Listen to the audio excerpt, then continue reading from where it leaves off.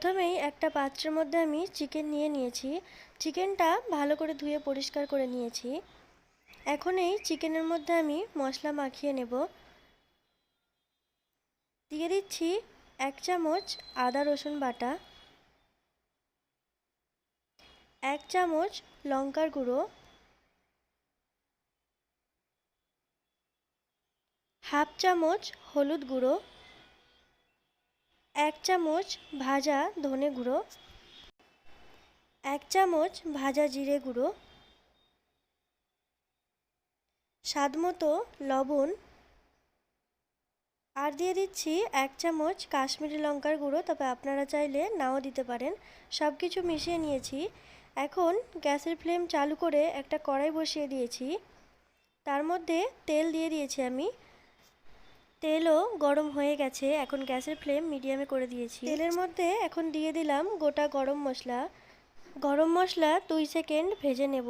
দিয়ে দিচ্ছি একটা বড় সাইজের কুচানো পেঁয়াজ। কুচানো পেঁয়াজটা আমি হালকা লাল করে ভেজে নেব। হালকা লাল করে ভেজে নিয়েছি। এখন দিয়ে দিচ্ছি 2টো মিডিয়াম সাইজের কুচানো টমেটো। সামান্য একটু লবণ দিয়ে দিলাম। তবে মাথায় রাখবেন যে চিকেন ম্যারিনেশনের সময়ও কিন্তু আমরা লবণ ব্যবহার করেছি, তাই স্বাদ মতো লবণ দিয়ে দেবেন। এখন আমি এটা ঢাকা দিয়ে লো ফ্লেমে 5 মিনিট রেখে দেব, যাতে টমেটোটা আরও ভালোভাবে গলে যায়। 5 মিনিট পর ঢাকনাটা খুলে নিচ্ছি। দেখুন টমেটোটা কিন্তু আগের চেয়ে অনেকটাই গলে এসেছে। এখন ম্যারিনেশন করা চিকেনটা দিয়ে দেব।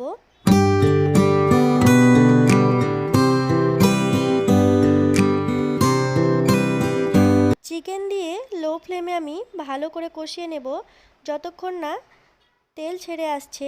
এই পাত্রের মধ্যে চিকেনটা মাখিয়ে রেখেছিলাম, সেই পাত্র ধুয়ে সামান্য একটু জল দিয়ে দিলাম। এখন লো ফ্লেমে কষিয়ে নেব। কষানো হয়ে গেছে আর দেখুন উপর থেকে তেলও ছেড়ে এসেছে। এখন দিয়ে দিচ্ছি পরিমাণ মতো জল।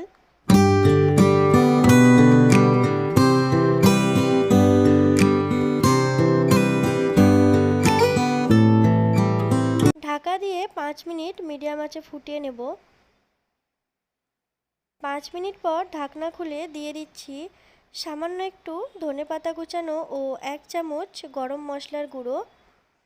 গ্যাসের ফ্লেম এখন বন্ধ করে দেব আর ঢাকা দিয়ে এটা 5 মিনিট রেখে দেব। তো তাহলেই তৈরি হয়ে যাবে আমাদের চিকেন কষা। রেসিপিটি আপনাদের কেমন লাগলো কমেন্ট করে জানাবেন। ভালো লাগলে প্লিজ অবশ্যই একটি লাইক দেবেন। আমার চ্যানেলটি সাবস্ক্রাইব করবেন। পাশে থাকা বেল আইকনটি প্রেস করে দেবেন, যাতে আমি কোনো নতুন ভিডিও আপলোড করলে সেটার নোটিফিকেশন আপনার কাছে পৌঁছে যায়। ভিডিওটি শেষ পর্যন্ত দেখার জন্য সকলকে অসংখ্য ধন্যবাদ।